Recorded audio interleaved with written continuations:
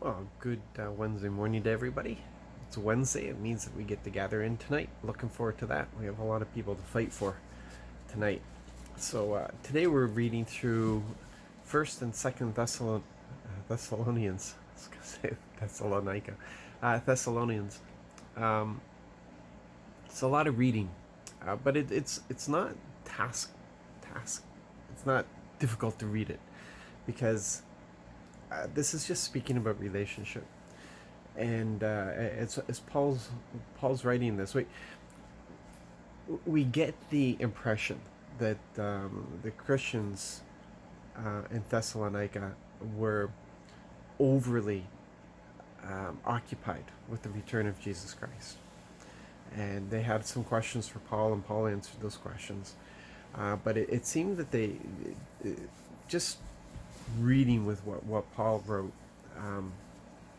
and this is my own take on it, is that they were so taken with this idea of the return of Christ that they were pursuing um, knowledge of this, and they became open to false teaching, to scams, really. They had received letters claiming to be from Paul, which weren't from Paul, and telling them that the time had already passed, and they must have written to Paul saying it already happened and we missed it. And so Paul is addressing these things.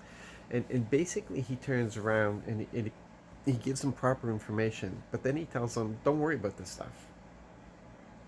Do what you're good at, play your strengths, influence people by how you live. Influence people by how you live. Love one another.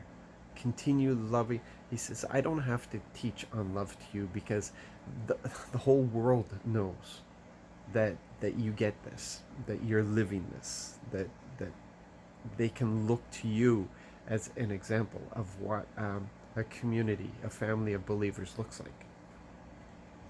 Now just concentrate on this. And in the first letter, he gives them a list of what this should look like.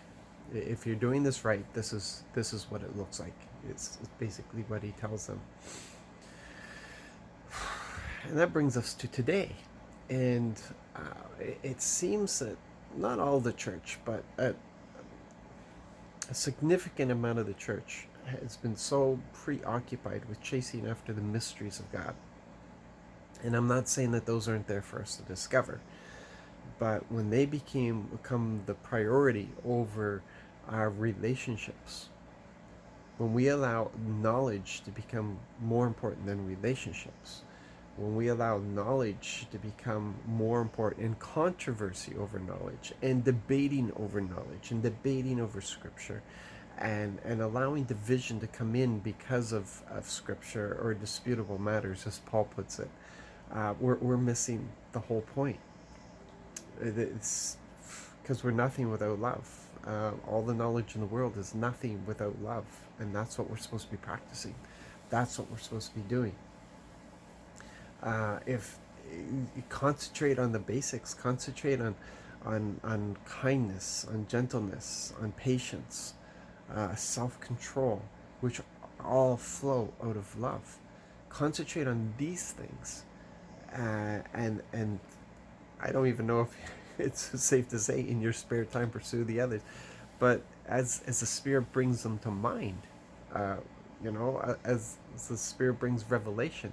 But it's amazing that when you obey what you have, it's amazing how much more is given to you.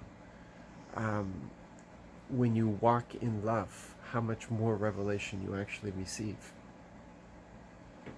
This is important for this day because we're raising up, or we've raised up a generation that is out there looking for the boogeyman in every teaching, is looking for false prophets in every teaching, and they don't even see the Pharisee spirit that is in them, the one that criticizes and tears apart and tears down and attacks, um, judging all the time.